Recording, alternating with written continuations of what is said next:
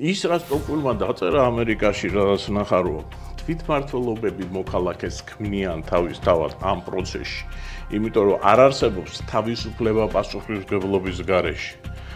და აი ამ პასუხისმგებლობას სწორედ თვითმმართველობა აძლევს მოგსაშვალებას. შოკი მიიღო იმ კაცმა მე მგონი. აბსოლუტურად შოკირებული იყო მართლობის ამ სისტემით და მან დაწერა რომ ერთი რომ ეს სიძლიერე ამ ქვეყნის მოდის თვითმმართველობისგან, მეორე რომ თვითმმართველობა არის საყოველთაო პოლიტიკური სკოლა საზოგადოებისათვის და საბოლოო ჯამში მივიდა იმ დასკვნამდე რომ ხალხმა შეიძლება აირჩიოს პარლამენტი და პრეზიდენტი და მთავრობა, მაგრამ ხალხს თუ არ აქვს თვითმმართველობა, ის ვერასდროს ვერ გაიგებს თავისუფლების გემოს. დეცენტრალიზაცია ქვეყანას დაგვიშლის. ეს რაღაცა მითი 30 წლიანი ვერაფრით ვერ დაემსხვრა. თუ ერთიანობის შენარჩუნება უნდათ, ფლანდრიელებისათვის უნდა მიეცათ თავიანთი იდენტობის განვითარების საშუალება, ვალონიელებისათვის თავიანთი იდენტობის განვითარება. ვერც ერთ შემთხვევაში ეს არ გაეკეთებინათ, ვერც ერთ შემთხვევაში ბელგია ვერ შეინარჩუნებდა ერთიან სახელმწიფოს.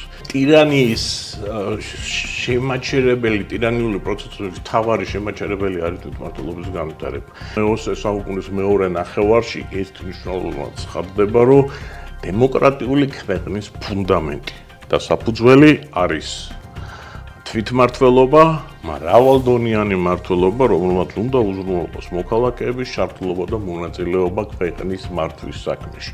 რა არის უმთავრესი ქარტიაში? პირველი არჩევნები.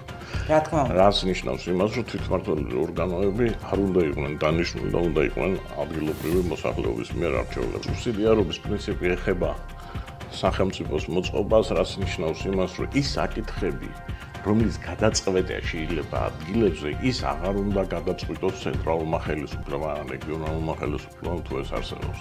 მე რო სუბსიდიარობის პრინციპზე ქვეყანას ვაშენებ, ეს იმას ნიშნავს, რომ ადგილებზე არის ბევრი უფლებამოსილებები, ეს უფლებამოსილებები რო განახორციელო, უნდა კონდეს შესაბამისი ფინანსური რესურსები. მეოთხე ეს არის მოქალაქეთა მონაწილეობა. თვითმმართველობა არსებობს და ფუნქციონირებს იქ, სადაც არის მოქალაქეთა ჩართულობა. ჩვენი პოლიტიკური კლასი არის აბსოლუტურად გაუცნობიერებელი ამ საკითხებში.